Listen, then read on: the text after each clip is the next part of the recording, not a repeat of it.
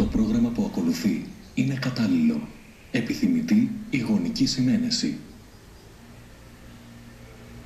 Εδώ είμαστε λοιπόν και πάλι. Και μιας και μιλούσαμε για χρέη των εταιριών σε αυτή τη χώρα, θα πάμε στον κύριο Μιχάλη Στυλογιάννη, είναι εκπρόσωπος της κίνησης δανειοληπτών της Καρδίτσας. Καλό σας μεσημέρι, κυρία Στυλογιάννη. Καλησπέρα σας.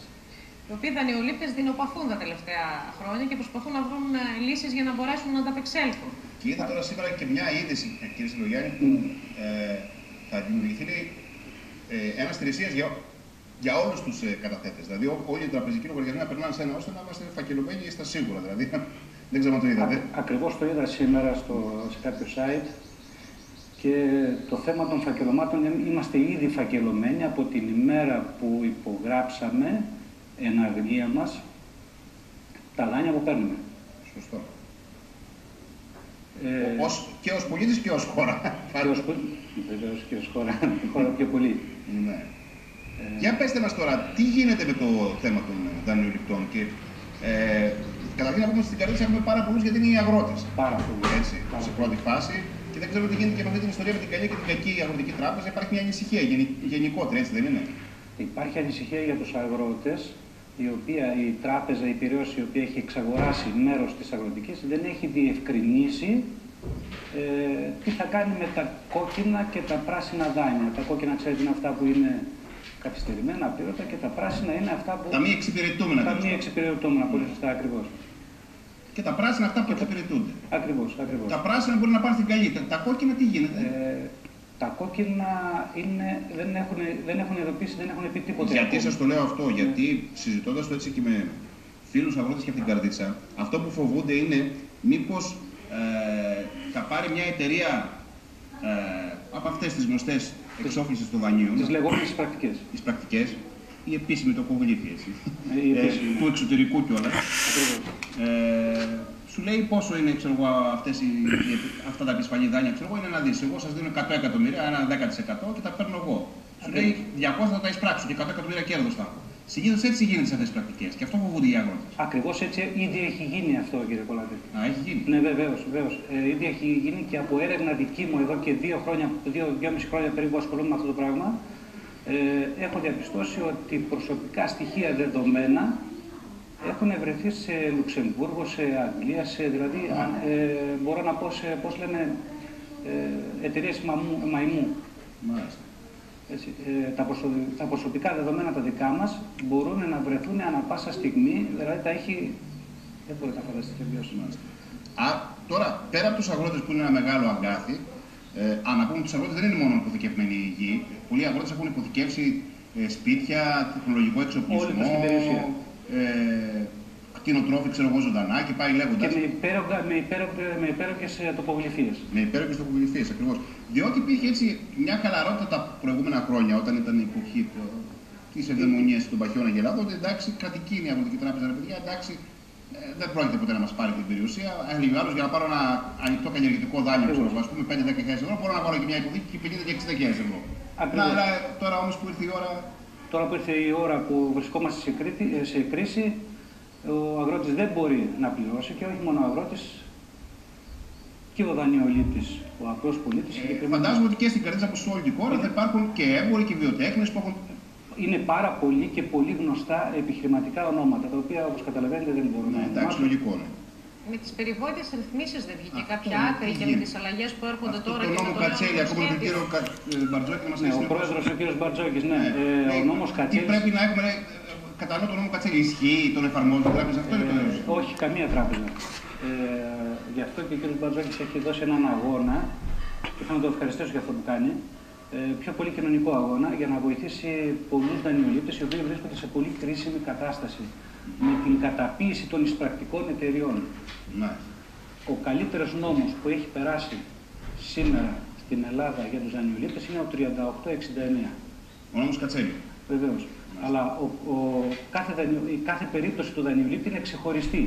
Δεν είναι πάντα όλοι οι εγώ ακούω και διαβάζω και ο υπόλοιπος κόσμος το τελευταίο διάστημα ότι σε καλούν οι τράπεζες όταν βλέπουν ότι δεν είναι εξυπηρετούμενο το δάνειο. Δηλαδή, να πω ένα παράδειγμα. Έπαιρνες ένα χιλιάρι και είχες μια δόση 300-400 ευρώ. Τώρα έπεσες στα 6 εκατοστάρικα μετά από την κρίση. Ναι. Λοιπόν, Άρα τα 400 ευρώ σημαίνει σου μένουν 200 για να ζήσεις και η οικογένειά σου. Έτσι. Ναι. Μια κλασική περίπτωση. Σου λέει σε καλούν οι τράπεζες τα 400 να στα κάνουν 200, αλλά σε πιο μακροχρόνιο ορίζοντα. Ισχύει αυτό? Ισχύει αυτό, αλλά με υπέροχο ανατοκισμό. Προσέξτε. Εκείνη όλη η παγίδα. Δεν ξεχρεώνεις ποτέ. Δεν ξεχρεώνεις ποτέ. Εκείνη η παγίδα και θέλει προσοχή, γι' αυτό φτιάξαμε και το γραφείο της Κίνησης Πολιτών Δανειοληπτών. Εδώ στην Καρδίτσα όλοι οι δανειολήπτες που θέλουν είτε να ενημερωθούν είτε να μπουν στο νόμο 3869 μπορούν να έρθουν στην Υψηλάνδη 64, 24-410, 21-419 είναι το τηλέφωνο. Υπάρχει το γραφείο, είναι όλη την ημέρα ανοιχτό, μπορούν να ενημερωθούν και πιο πολύ να μην υποκύπτουν στα τηλέφωνα των εισπρακτικών εταιριών. Αυτό είναι σημαντικό. Είναι η μεγάλη μάστιγα, είναι η επίθεση των τραπεζών, οι οποίοι είναι εκπαιδευμένοι άνθρωποι για να κάνουν καταπίεση στο δανειολήπτη, δηλαδή το φτάνουν σε σημείο αυτοκτονίας. Δεν υπερβάλλω. Τι του λένε, τι λένε από τις εταιρείες αυτές του Γιάννη, σας Τους πάνε τα νεύρα με τον παίρνουν. Προσωπικά εμένα. Μέσα σε 2 ώρες βρήκα 42 κλήσεις στο κινητό μου, 42 στο υπηρεσιακό τηλέφωνο το οποίο δεν υπάρχει πουθενά, είναι απόρριτο, και 42 κλήσεις ταυτόχρονα στο σπίτι. Φτάσανε σε σημείο να απειλούν και τα παιδιά μου. Τι λέγανε δηλαδή? Τελευταίο περιστατικό ήταν πριν 3 μήνες από υπάλληλο, όχι πρακτικής τώρα αυτή τη φορά, υπάλληλο τραπέζης τοπικού καταστήματος Καρδίτσης στο ανήλικο παιδί μου και του λένε πες τη μητέρα σου και τον πατέρα σου να μην κρύβονται, χρωστάνε πολλά λεφτά να περάσουν από την τάδε τράπεζα. Βρήκανε το τηλέφωνο συγγενικού μου στενού προσώπου, οι οποίοι δεν ήξεραν τίποτα και απειλούσαν και το συγγενικό μου πρόσωπο. Εσάς τώρα ως δανειολήπτη και τους υπολείπους, μιας και εσείς βρίσκεστε σε μια κίνηση, δεν σας καλύπτει κάπου ο νόμος? Δηλαδή το συγκεκριμένο άνθρωπο σας πήρε τηλέφωνο και δεν είναι και από εισπρακτική εταιρεία, είναι από τράπεζα, από τοπικό υποκατάστημα της Καρδίτσας. Δεν μπορείτε να κινηθείτε εναντίον του? Νομικά. Βεβαίως, νομικά. Με τον καινούριο νόμο που ψηφίστηκε από τον Απρίλιο του 2012. Γιατί δεν έχει κανένα δικαίωμα, ειδικά για τα ανήλικα παιδιά, να παίρνει τηλέφωνο στο σπίτι και να μιλάει έτσι με τους γονείς τους. Ακριβώς. Δεν λογαριάζουν και δεν υπολογίζουν κανένα. Ναι, εσείς καλύπτεστε νομικά, μπορείτε να κινηθείτε? Βεβαίως, μπορούμε αυτή τη στιγμή να γράψουμε στην κατάσταση όταν μας παίρνει κάποια εισπρακτική εταιρεία, γράφουμε το όνομα της εισπρακτικής εταιρείας, το όνομα που μας καλεί και το τηλέφωνό του. Τα μαζεύουμε όλα σε μια κατάσταση. Τα φέρνουμε στο γραφείο Κίνησης Πολιτών Δανειοληπτών και κάνουμε ομαδική αγωγή κατά των εισπρακτικών εταιρείων. Μάλιστα, αυτό να το ξέρει ο κόσμος δηλαδή, κύριε Στυλογιάννη, να σημειώνει πάντα όνομα, τηλέφωνο για να ξέρει τι να κάνει στη συνέχεια. Πάντα, και το τονίζω, πρέπει να έχουμε ένα χαρτί, να γράφουμε, εάν θέλουμε βέβαια να απαντήσουμε. Αν δεν θέλουμε, κανονικά δεν απαντάμε καθόλου. Αλλά εάν θέλουμε, γιατί κάποια στιγμή πρέπει ο δανειολήπτης να σηκώσει κεφάλι. Δεν μπορεί να υποκύπτει. Συγκεκριμένα μου ήρθε μια κυρία σήμερα, έκλειγε. Την απειλούνε το παιδί της. Έκλειγε. Γιατί δεν έβαλε 5 ευρώ στη δόση, είναι ηχεία η γυναίκα, δεν έχει να φάει, δεν έχει και την απειλούν ότι θα της πάρουν το σπίτι. Αυτά είναι επίτρεπτα πράγματα. Και όμως γίνονται. Έχει δικαιωθεί κάποιος, δηλαδή έχει προσφύγει κάποιος στη δικαιοσύνη για αυτόν τον λόγο? Βεβαίως, έχουν πάει στη δικαιοσύνη, πρόσφατα έχουν τιμωρηθεί και τράπεζες και εισπρακτικές εταιρείες για παρενόχληση. Έχουν τιμωρηθεί με ποιο τρόπο, κύριε Στυλογιάννη? Χρηματικά ποσά. Βεβαίως, ναι. Και πίσω από τις πρακτικές εταιρείες, να τονίσω τώρα που μου δίνει η ευκαιρία, είναι και πολύ γνωστά πολιτικά πρόσωπα. Πίσω από τις πρακτικές εταιρείες? Πίσω, ναι. Τα οποία δεν μπορώ να τα κατονομάσω αυτή τη στιγμή. Τι εννοείται, τους ανήκουν, συμμετέχουν? Ναι. Αφεντικά, πολιτικά, πολύ πολιτικά πρόσωπα είναι αφεντικά εισπρακτικών εταιρεών. Οι οποίοι κάνουν κουμάντο σε όλες τις πρακτικές εταιρείες. Μάλιστα.